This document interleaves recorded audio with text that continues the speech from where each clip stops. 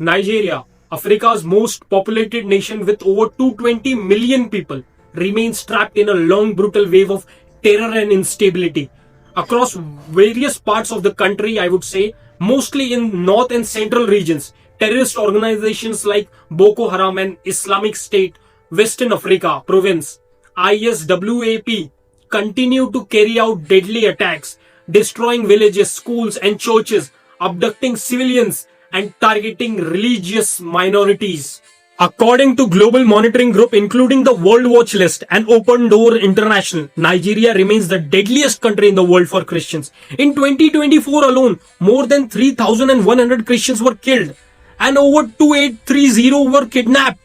And this is on record. You do not know the exact figure. It can far exceed this, mostly by Boko Haram or Islamic State and other armed militias. Since 2009, civil society estimated suggested over 50,000 Christian deaths and millions displaced by this violence.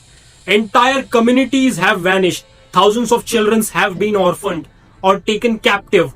Even after years of report, the pattern remains the same. Churches burned, worshippers attacked, priests kidnapped, girls used as slaves and killed, and they are forced to flee. But the shittiest part about this crisis is what's happening outside the Nigerian border.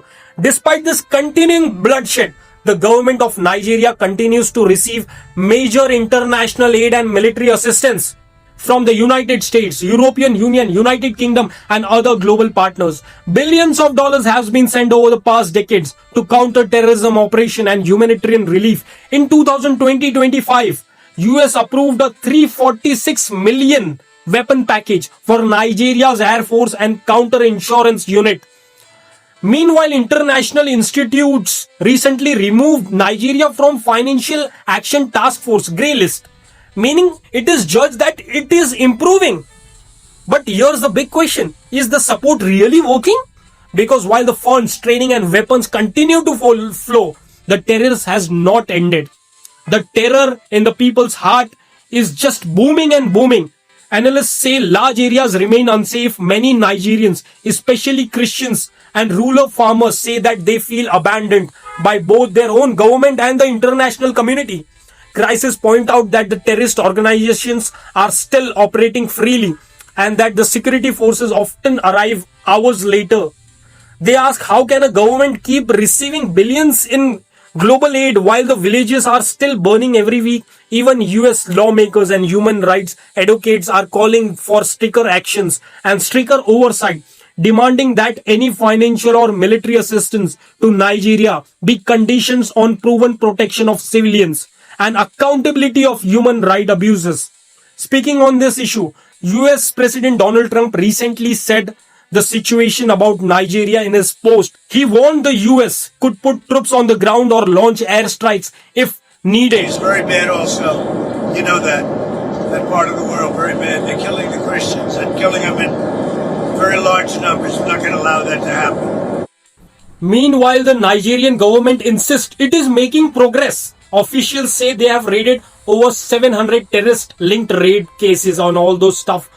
They are making, or I do not know if it's true, they have, they are telling they have raided more and more terrorist groups in last 2 years. They urged about it is not about religion, the terrorist crime and land conflict, it's a different issue. But the independent observers, the aid groups on the ground, tell a different story. They say local communities continue to live under siege. Humanitarian access remains limited. The displacement families often wait months for food and medicine, and people are used as tools for food supplies. This leads to a bigger moral question. If the foreign governments keep providing money, weapon and aid to Nigeria while the terrorist organizations still operate openly, does that mean we are really supporting them?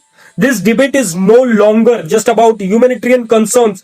It is about accountability, transparency, or whether the global powers, including United States, are holding them accountable or not. Because every dollar we are giving them, they are accountable for it.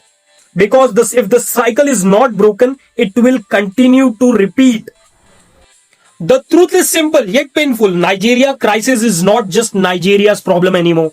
It's a test of international responsibility to ensure the aid, diplomacy and the partnership actually saves life instead of just making headlines.